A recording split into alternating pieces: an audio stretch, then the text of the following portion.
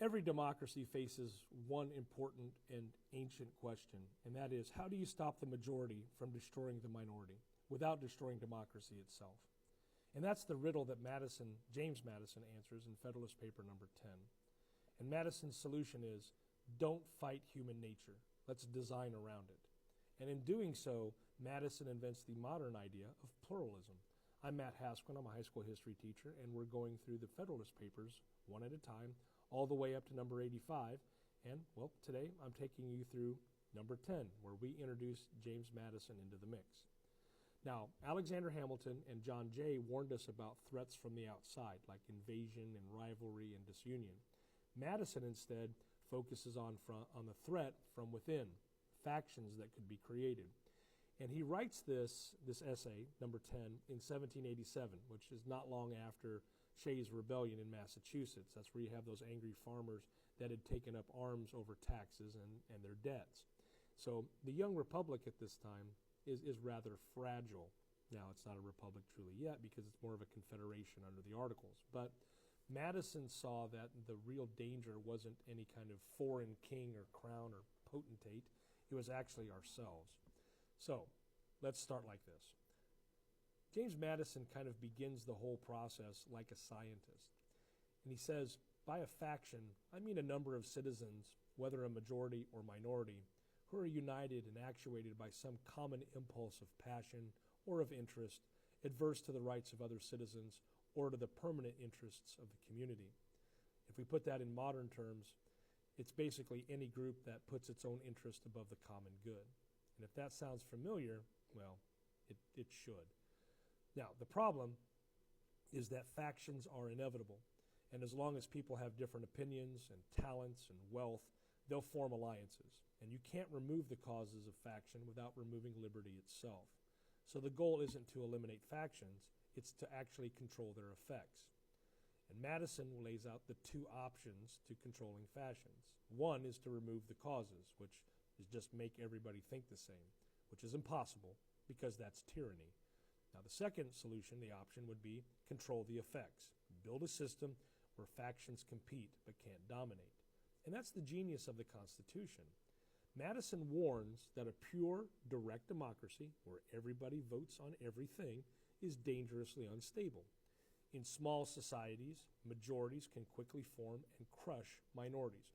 We're talking about minority opinions. Now, passion replaces reason. Laws swing with emotion.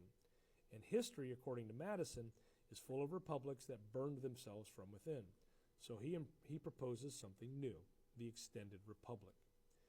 In a large republic, it's harder for any single faction to seize power. With more citizens and more interest and more territory, factions must negotiate, they must compromise, and they must moderate to get anything done. Size, diversity, and representation become tools of stability.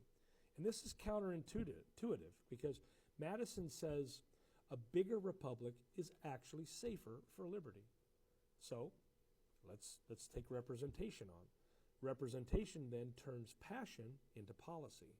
Instead of every citizen voting directly on every issue, we elect representatives who deliberate, who filter, and refine public opinion. And Madison isn't saying, hey, representatives are wiser by nature. And instead, he's saying, no, the process of election selects for judgment and balance. This is how he transforms democracy into a small r Republican democracy. Which means Madison goes on to celebrate a diversity of interests. You have farmers and merchants, manufacturers and creditors and debtors and coastal people and inland people, because the whole idea is that diversity will prevent domination. So when no single group can easily rule, coalition must cooperate. Coalitions must get together. So then, therefore, conflict becomes negotiation instead of revolution. That's not dysfunction, that's design. So Madison is not naive in this. He knows people are motivated by self-interest, but he doesn't moralize about it. He tries to engineer around it. He does write, enlightened statesmen will not always be at the helm. So, in other words, do not rely on angels. Instead, build systems for ordinary humans. So, if we're going to build a system, let's look at the machinery that he creates. He says, okay, a large republic to multiply factions. We need representation to filter emotion. We need federalism to divide power. We need checks and balances to slow down rash action. So no single lever of power can move the whole machine alone. So it's not paralysis, it's actually protection. So Madison's insight then is mathematical. So as the number of factions increases, the probability of a stable majority decreases. So no one interest can dominate long enough to become tyrannical. And that's why the Constitution encourages many voices, because the noise of politics is the sound of liberty surviving. Now, anti-federalists who are opposed to the Constitution will argue that this size and complexity would make the government distant. And Madison admits, it's a trade-off. The government will feel slower, but it will also be safer. Liberty sometimes depends on delay. So quick decisions may feel democratic, but careful decisions stay democratic. So Federalist number 10 still reads like a blueprint for the modern United States. Our political gridlock, our debates, our competing interests, these aren't failures. They're exactly what Madison predicted.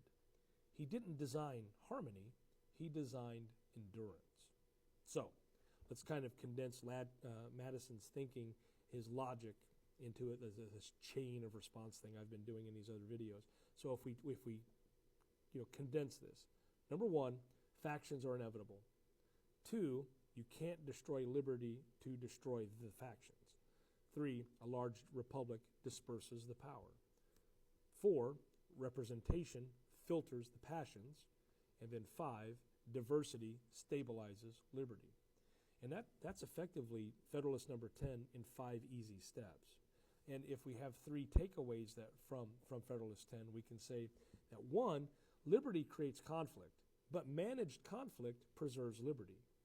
You add to this number 2, where the extended republic is America's greatest invention. And then finally, we're looking at how, in number 3, stability doesn't come from purity, it comes from pluralism. So, wrapping this thing up, personally, I think Federalist 10, it's my favorite.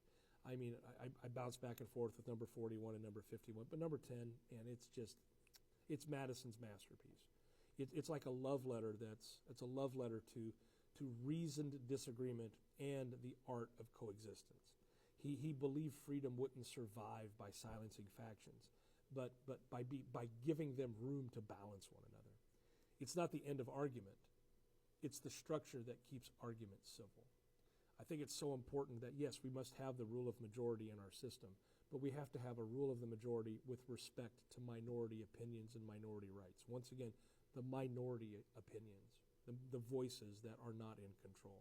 And the majority must respect that one day the minority voice could one day become the majority. That's how all this is supposed to work. I'm Matt Hasquin, and this is another one of those things I think we should all know by being alive. And if this helped you see American democracy a little differently, please take some time, share it with someone, follow me, and I'll keep putting out more episodes, because you want to stay tuned for Federalist number 11, because we're going to bring Alexander Hamilton back into the fray, and he's going to return to discuss the economic power of union on the world stage. Thanks for taking the time to watch.